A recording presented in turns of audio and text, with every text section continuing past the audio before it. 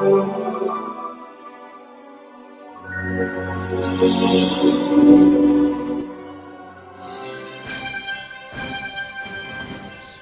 Prabha, Digital India, Educated India.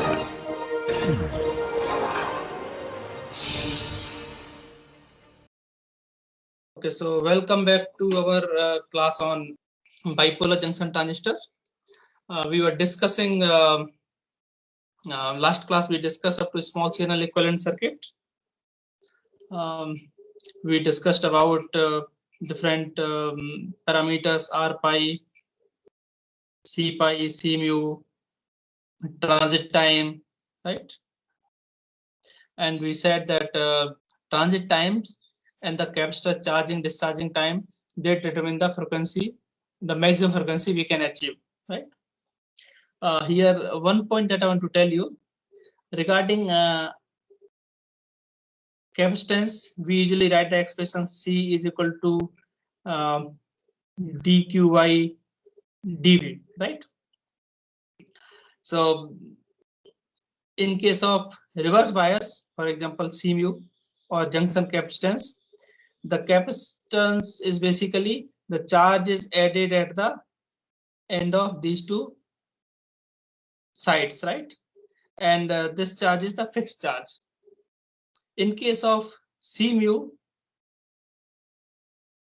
this is the junction capacitance. In case of C pi, the capacitance is in case of C pi, the charge is basically added. The charge is basically added at the junction itself, right? So this is your extra charge that is added, right? Now when you write dq by dv for such case, right, what is happening? You increase the voltage, the charge is increased, right? So let's say this is the range. Your base emitter voltage is varying from, let's say, V1 to V2, right? So that is V2 minus V1 is delta V. Now when you are increasing the voltage to V2, this extra charge is getting injected. When you're decreasing the charge to V1, the charge is of course decreasing, right? Now what we expect this charge, that some of the charge will recombine and remaining charge we will be able to reclaim. So that basically modifies the expression a little bit. And in case of base emitter junction, about 2/3 of the charge is basically reclaimed. So the expression for C pi is given as this is written in your textbook, and that you can obtain. C pi is basically given by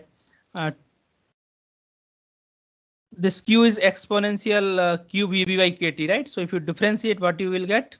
You will get small q by kt times, let's say, q naught charge, right? Then not whole charge is reclaimed, only 2/3 of the charge is reclaimed.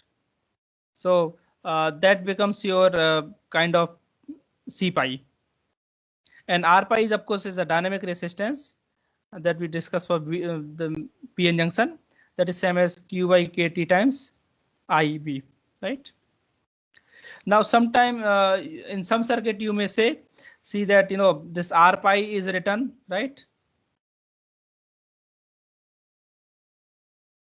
And in some circuit what you see, for the base and for emitter, this RE is written, right? So the difference between R pi and RE is that in R pi current is IB, in RE current is IE, right? So accordingly this expression will be modified. So RE will be sorry, it is opposite of this, right? KT by Q by IB, right? Yeah, so this is 1 by this thing. Okay, R pi is 1 over Q by KT IB, and RE will be 1 over Q by KT times IE. So because current is more here, so that means RE will be smaller compared to R pi. and this 2/3 factor is basically coming due to the recombination. So only 2/3 is basically getting reclaimed. That's why this factor is appearing. So this is the one point that I wanted to discuss, and rest we have all discussed. We calculate the beta cutoff frequency, unity gain cutoff frequency. Now let us analyze other effects. So far we have assumed that the common base gain alpha and common emitter gain, current gain beta, they are independent of the current. Just like a PN junction where we discussed that in ideal case I is I naught or saturation current times exponential QV by KT minus 1, right? But the situation somehow changes at low level injection and at high level injection. Now low injection level, what happens? This base emitter junction is basically is forward bias, but not to 0.7, maybe 0.2 or 0.3 like that, 0.2 to 0.4 volt. So in this case, the injection will be there, but it will be much less. So there is some injection is taking place, and this depletion region is not very narrow, it is big enough. So there will be some recombination will take place here, as was the case with PN junction diode, and this will slightly modify the expression. Due to this recombination, the emitter efficiency will go down, right? The emitter injection efficiency gamma. In case of high level injection, what happens? Both the minority carriers and majority carriers, they are of the same range. Basically, the injected minority carriers are comparable to the majority carriers. So in that case, what will happen? To maintain the neutrality in the base region, the majority carrier will also increase, right? In the majority carrier, which will act against the movement of the minority carriers. So your base conductivity will be affected. So your emitter gain will basically, common emitter gain will go down.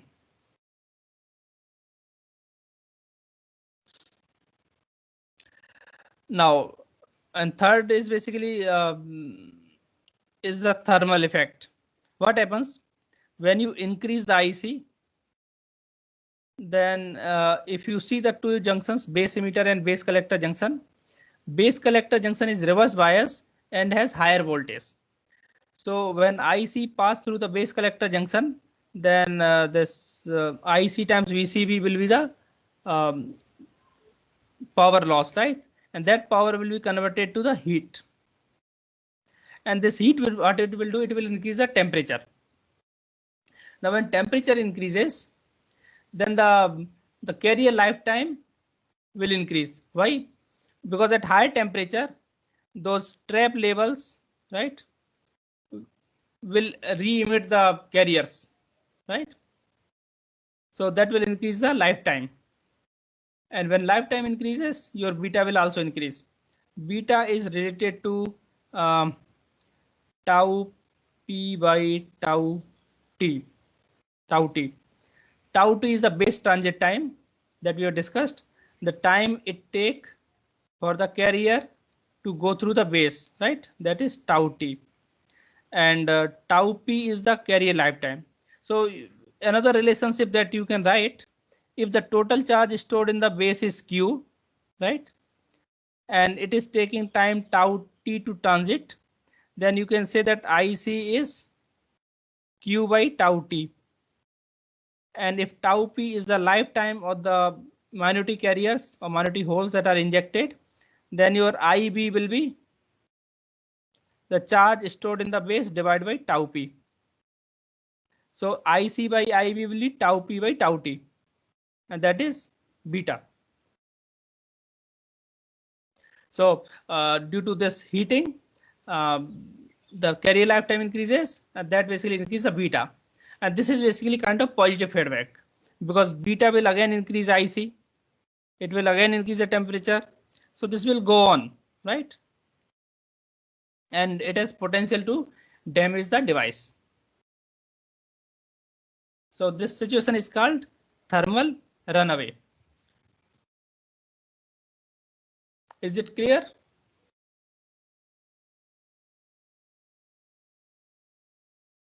Okay.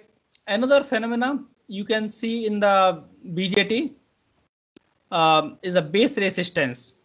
Now base resistance is what? Compared to emitter, the doping of the base is less. So that means the resistance of the base region will be more. Now, if you see the contact of the base,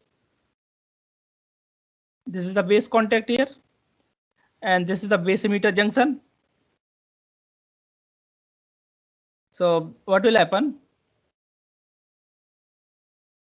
The base emitter potential, right? The voltage BBE that you see across the base emitter is not uniform. The voltage at this point, let's say 0.1, voltage at 0.2, right? They will be different. Now, at which point the VEB will be more? If you try to see, this is the junction. Now, when it goes to base, it has to go through the resistance RB. Actually, there are two resistance, RB and RB prime. So RB is, you can say, it's a base resistance, and RB prime is a distributed resistance. Now, if you notice here, this region is narrow. The base width is less, right? So if you think of RB prime, the width is less, right? So this RB prime will be very small. So that means there will be bigger drop there. So if there's a potential drop there, and VEB is forward bias, so this is P type, so this is plus, this is minus. So current goes here, it drops here, right? So that means the voltage across the junction at 0.1 will be less compared to that 0.2. So the base emitter junction will be more forward bias at 2 compared to 1. So that means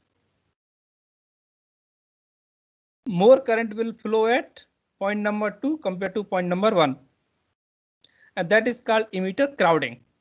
So that means more number of carriers are injected at this point number 2 or near those contact rather than in the middle.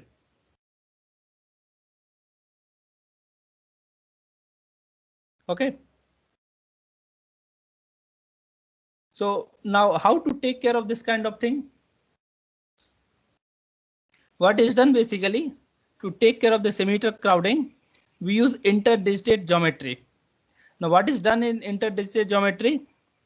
Let's say this is your base region, right? So you make contact here, contact here, contact here, right? This is base contact. And emitter, what you do? You have emitter doping here like this, and then you make a contact here, right? Contact here. So you can have n number of things, whatever you want, and this is your emitter, right? So what will happen? Now if you see, for every base, between every two base contact, there is an emitter contact, right? So this is evenly distributed. So now the current will be emanating uniformly from all the emitter contacts, right? So it will not be crowded at one particular point. So this interdigit geometry is used, and it is especially useful in microwave transistors or high frequency transistors, because as you know, at high frequency, this skin effect is important, right? The current try to flows near the skin of the or within the certain depth of a conductor. So this becomes even more important at high frequencies. Now we are going to discuss another model which is has considerable improvement compared to the Ebers model that we have discussed, right? In Ebers model, what we considered? We considered two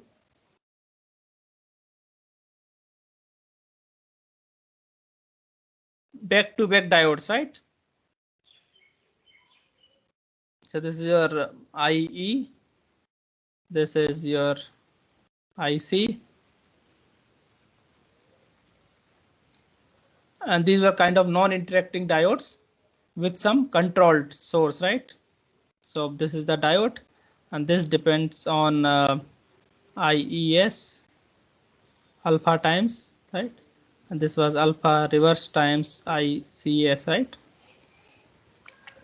So that was the model, but that was not good for explaining the secondary effects, such as we have discussed the base width modulation, right? The non-uniform doping in the base, early effect. But the Gamelpool model can take care of these some of these secondary effects. Now let us begin our discussion from the doping profile in the base, a graded doping profile in the base that creates a built-in electric field, right? When there is a built-in electric field, the current that is flowing in the base due to the injected holes from emitter will consist of two components, the diffusion component and the drift component. And this electric field is given by, we will use the same expression, kt by q dn by dx 1 by n with a minus sign. And now this dn by dx is the majority carrier concentration. And then when we simplify it, we take n out. So we have p dn by dx plus n dp by dx.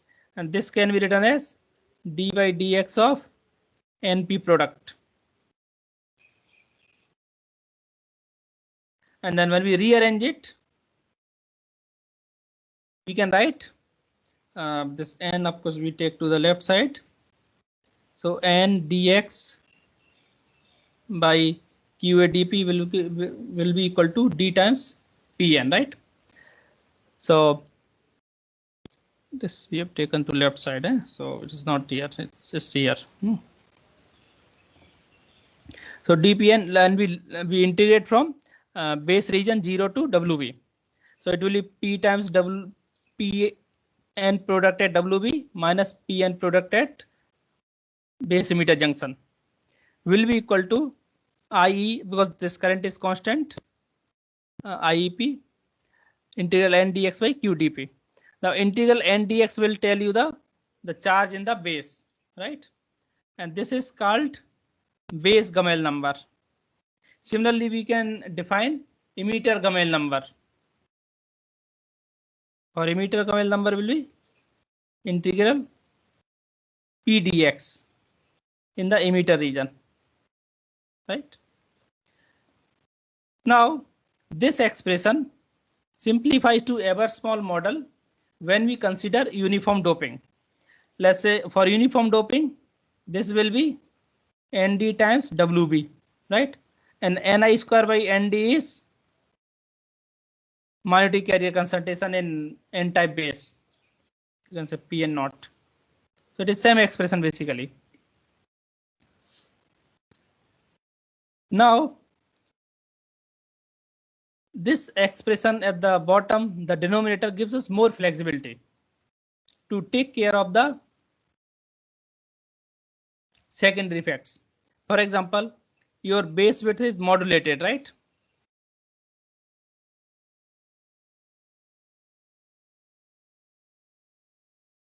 So then you can easily change the range of integral from 0 prime to wb prime, taking care of the width of depletion region. So this will automatically take care of the secondary effect or the base width modulation. So when you combine all these expressions, we can write similar to IEP, we can write IENS in terms of emitter Gamal number.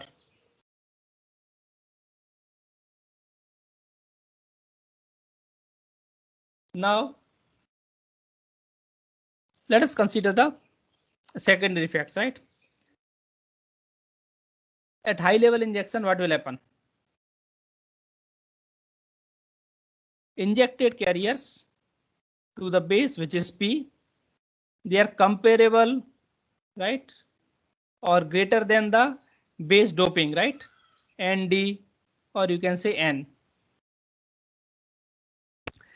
Now, because base has to be neutral, so if this is your N doping and injected holes are more, then your these electrons will also increase to make it neutral, right? So that means your integral NDX will be more than the doping. So that will reduce the that will increase the base Gamal number, right? And if base Gamal number increases, your IEP will decrease. Which IEP is basically related to IC. So your IC will decrease.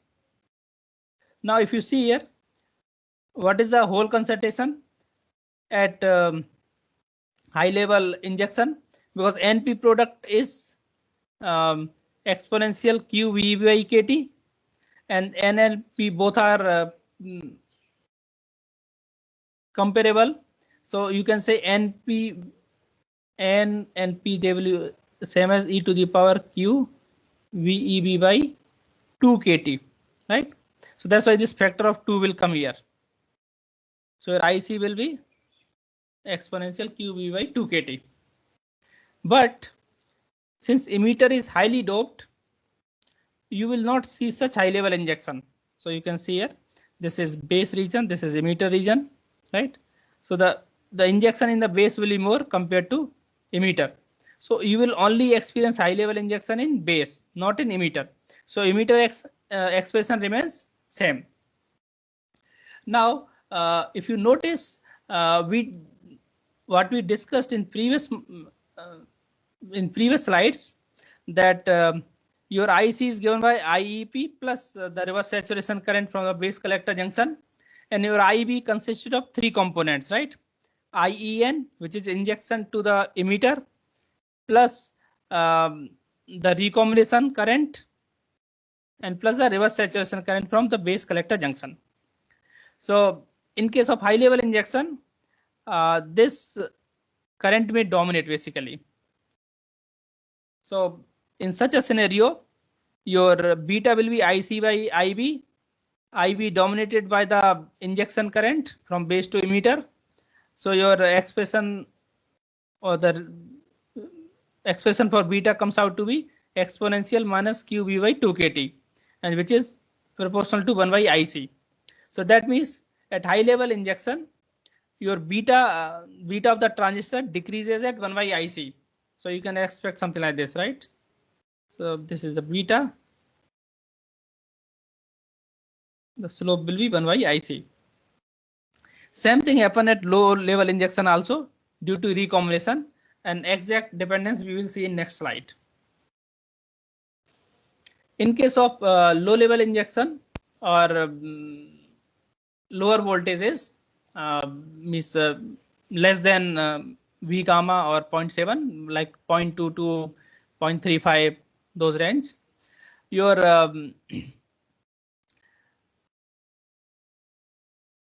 base current due to injection into emitter will not be QV by KT, but with some factor N called ideality factor. Because the injected carries are less. As far as injection into base is concerned, expression remains same because emitter is highly doped. So your injection from emitter remains exponential QV by KT. So that if you take the ratio of these two, it comes out to be 1 minus 1 by n exponential QVB by KT. So that is basically 1 minus 1 by n, where n is the ideality factor. So that means again at lower collector current again decreases. So this is basically called Gamel plot. Gamel plot is basically it's a semi-log scale. On semi-log scale, you have IC and IB versus VEB. So if you go to high level injection, your collector current kind of saturate. At low level injection, your generation recombination current plays a role. So overall, your beta basically tend to decrease on in both the regions, at high level injection and at low level injection. Means it's also low level injection, but it's the voltage is order of 0.35. So this is much less than your mid-range voltage. So if you have both in log scale, log of beta and log of IC. Now IC is of course beta times IB in this range only. So you cannot apply IC is equal to beta times IB with a constant beta, right? So beta is constant only in certain range of collector current. Now another effect that appears at high level injection, the name is Kirk effect. Now in Kirk effect, what happens? Lot of carriers are injected, right? So this is P and P, right? So this base collector junction is reverse bias. So these are positive fixed charges. These are fixed charges.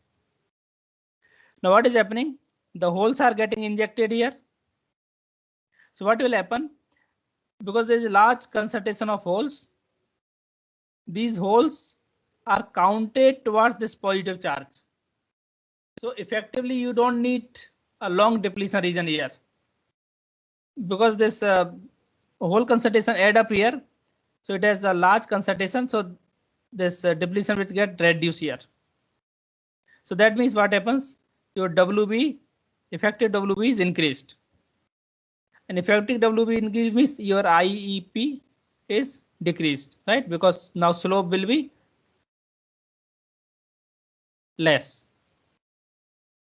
So this is basically called widening of neutral base. Now sometimes it is possible that if your collector is less doped here, right? This can be pushed into the collector also.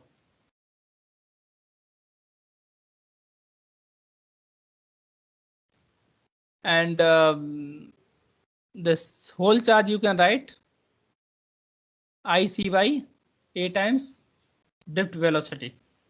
So this is the extra charge that is getting added. Any questions on this one?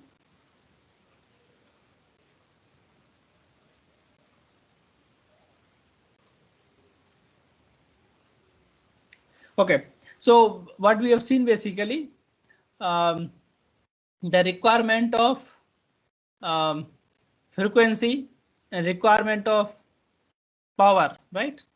They are kind of opposing. If you see here, for high power, what do you need? These areas should be large, right? Because you want to pump large current. But when the areas are large, then these capacitance will increase, right? The base emitter capacitance, base collector capacitance, they will increase. So that will reduce the speed. Another thing you can see, the base spreading resistance that we have seen here, this one. So ideally we would like to dope the base in such a way that the resistance is lowered. But if you dope the base higher, then the emitter injection efficiency goes down. So is there a solution in which we can dope the base highly, we can increase the area, and simultaneously we have good frequency characteristic? So the solutions to that is, yes, there is, and we can use what is called heterojunction bipolar transistor. So if you recall, the band gap of silicon is around 1.1 electron volt, and band gap of germanium is around 0.7 volt. But we can't use silicon and germanium on each other because their lattice gaps are not matching. Their lattice constant are widely different. So we don't have to be so drastic. What we can do, instead of germanium, we can use a compound silicon germanium with up to 20% germanium only, and then band gap difference is around 0.12, and the band alignment of these two semiconductors, silicon and silicon germanium with 20% germanium, 80% of this band gap falls across the band gap, the valence band, right? So it is something like this.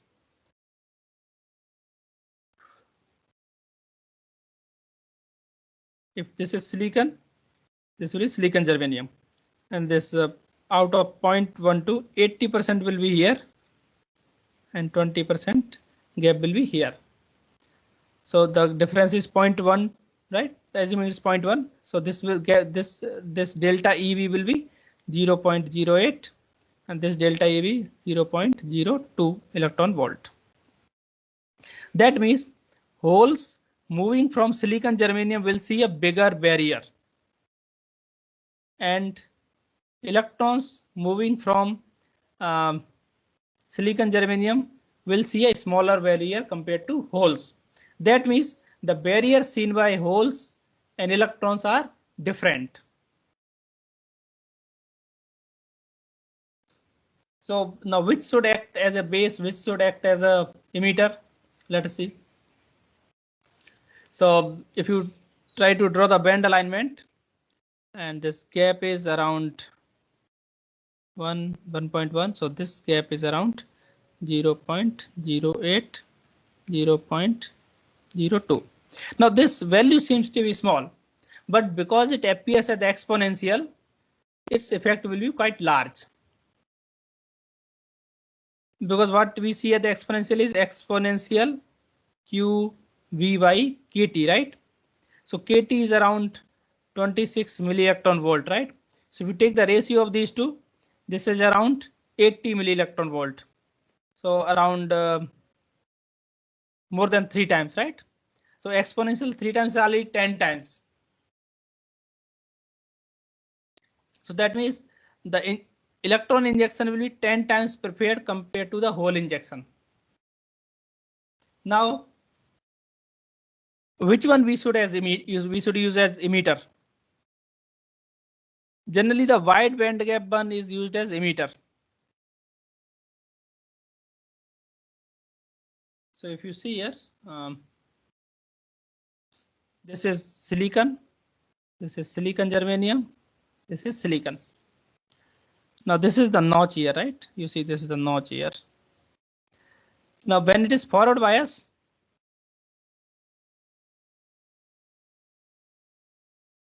so forward bias, this is n type, so this should be plus, this should be minus. So when this is plus, its Fermi level will go down because energy is minus QV, right? So positive potential, Fermi level will go down here. And this is p type, so the barrier seen by these electrons is much smaller compared to the barrier seen by these holes.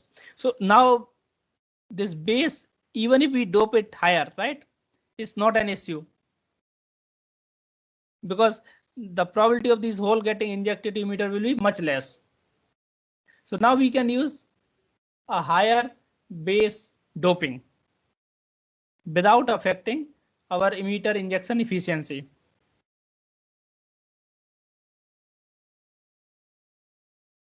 So if we substitute this expression that we derived for normal BJT, and if you take the ratio of IEN by IEP, this is dB by dE, LE by LB, NV naught by P naught. Now this NV naught by P naught is basically Ni square by base doping Ni square by emitter doping. Now this Ni square ratio will depend on this band gap difference, right? So this exponential delta Eg by kT will come here. So so beta obtained from, now this is again here the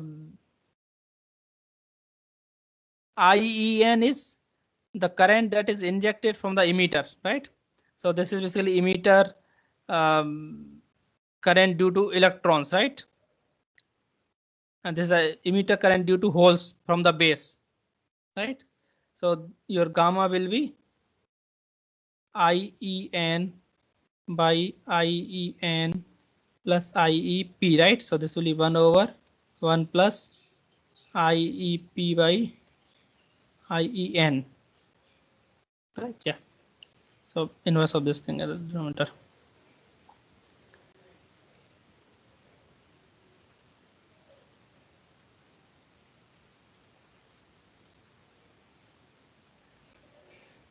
Okay, so even if we use higher doping for the base, because of this exponential factor, we can achieve higher beta.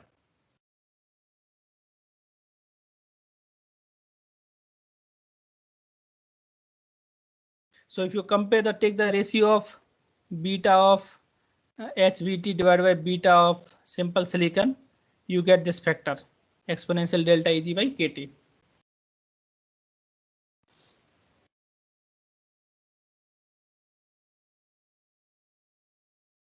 Because you see the previous slide, this barrier is increased, right? And this barrier is decreased by delta EV. See, this barrier is decreased by delta EC. This barrier is increased by delta EV, right? So if in this expression, if you put both of them together, they will add up and you will have delta EG here. Because Ni is exponential minus Eg by kT.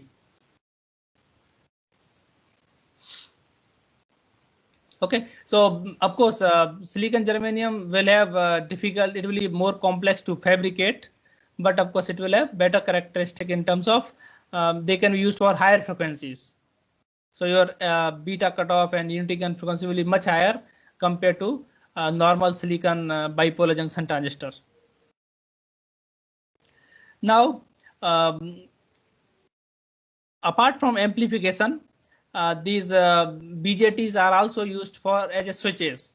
So when we want to use them as a switches, we turn them on and off from switch cutoff to saturation, right? So let's analyze that transient, and that will complete our discussion on BJT.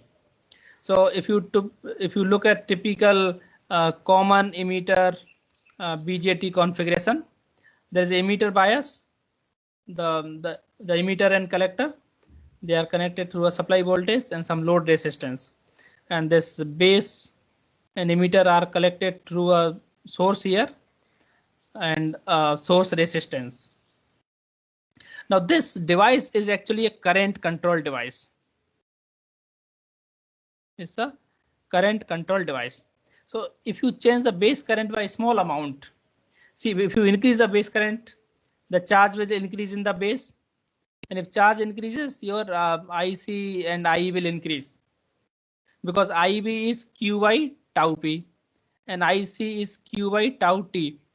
So if you increase IB, the charge will increase, and the corresponding charge will increase the IC by a greater value, because this Q is IB times tau P, and your IC will become IB times tau P by tau T, right? So for a given base current increase, you will have much larger increase in collector current. But one thing to note here, regardless of this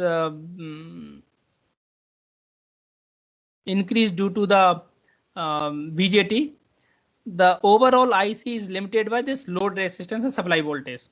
So IC, upper limit for IC will be V supply by R load. That will be the upper limit. Your IC cannot be more than that. typically in saturation, this VC voltage is around 0.2 or 0.3. So you can write, to be exact, minus 0.2 or 0.3, V supply minus 0.2 or 0.3 divided by R load. So that will be the upper limit for the IC. Your IB is, of course, again, is also limited by this V source, by this R source, or V source minus 0.7 by R source. So let's draw the load line and the IC VC characteristic on the same line. So this is basically the load line. The maximum value of IC, V supply by R load, and minimum value of IC, the voltage is V supply. So when current is 0, the voltage VC will be V supply, right? And if V supply is 0, then the current will be V supply by R load. And this is IC versus VC for different values of IB, right? IB1, IB2, IB3, like this. Right? And depending on the IB, your IC will be obtained here, right?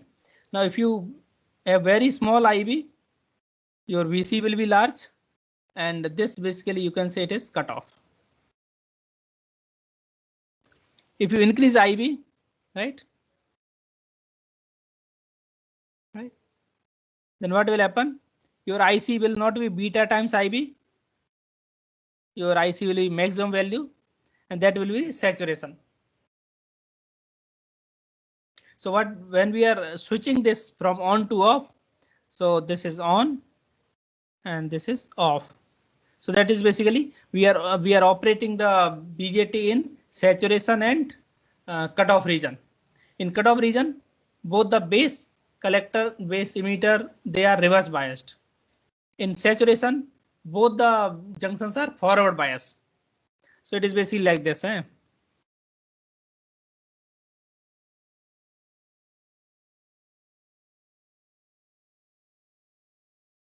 So in saturation, both are forward bias. So your, of course, IB will be more. In case of cutoff, both the diodes are reverse biased. So your IB will be negligible. So let's say if we change this source from on to off and off to on, right? So we switch this IB from positive value to 0 negative value like this. What will happen? So your V source is changing from certain positive value to 0. So when it is less, initially it was 0 and you on it to some positive value. So that will build up the charge inside the base, right? The charge will be injected. And once charge is stable, the IC will be constant. When we switch it off, it will take some time for that charge to taken away. Once the charge is taken away, the IC will decrease. So as long as charge is there in the base, so this is basically only for saturation region. So in saturation region, IC is not proportional to IB, right? Some extra charge is there. And when that extra charge is taken away, then only IC will decrease. That is called basically discharge time, basically, right? This region is limited by the circuit because this is maximum IC that is flowing, right? We supply by R load. So exactly how much charge is there? Let's see. So this is the slide. There are plots here. Base current. So initially base current is 0. Then you suddenly switch it on to certain value. So when it is off, this is cutoff region, right? The charge in the base is, because both the junctions are reverse bias, so you can assume it will basically appear like this, right? So both are reverse bias, base is narrow, so you can say it's almost like a constant value here, right? So when you turn on the base current, now this charge will increase, right? Now as the charge increases, the slope will increase and the collector current will start flowing. And it can go up to here, right? Now, if the charge is more than this value, so here is the injected and here it is delta n is 0. So this means your VCB is 0 here, right? So if charge increases more than this is called tau saturation, the onset of saturation. That means your base collector junction is forward bias. So this charge has to be removed when you change the current, right? So after TS, the collector current is fixed. It cannot increase, right? So this point is basically your TS. And when you change, you turn it off, this maximum charge, it will start to decay. And this is again the same charge as a TS, right? So up to this point, your collector current will be same as IC limited by the circuit. And after that, it will start to decay. So before T0, this one is cut off. T0 to T1, this is normal mode. At TS, it goes into saturation. And up to T2, T2 is basically your final saturated value. Then you follow another cycle. So that's how it goes on.